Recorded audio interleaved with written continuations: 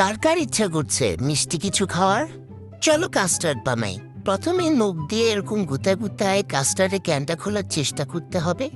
তারপর ওটায় ব্যর্থ হয়ে একটা চামচ দিয়ে ক্যানটা খুলে একটা বিশাল কাপে কিছু দুধ নিয়ে ওটার মধ্যে কাস্টার্ড মিক্স করতে হবে।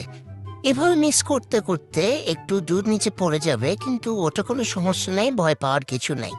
এরপর পিচ্ছি একটা পাতিলে কিছু পানি নিয়ে ওটার মধ্যে সাবুদানা মেশাতে হবে। এই যে সাবুদানা ঢেলে দিলাম।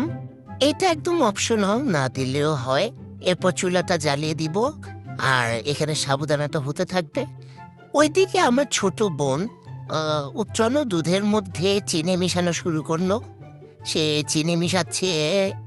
এখন কাপে গোলানো কাস্টার্ডটাও আস্তে আস্তে ওই দুধের মধ্যে মিক্স করে দিচ্ছে।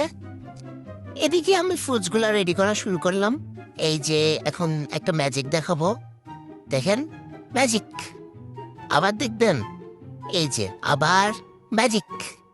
ওইদিকে কাস্টার্ডটাও অলমোস্ট রেডি। এই যে ঘনত্বটা এমন হবে। আর এর মধ্যে এখন আমাদের সাবুদানাটা মিক্স করে দিব। এখন সুন্দর একটা বাটি নিয়ে নিব পরিবেশন করার জন্য। আর আরেকবার একটু ম্যাজিক করার চেষ্টা করছিলাম, হয়নি।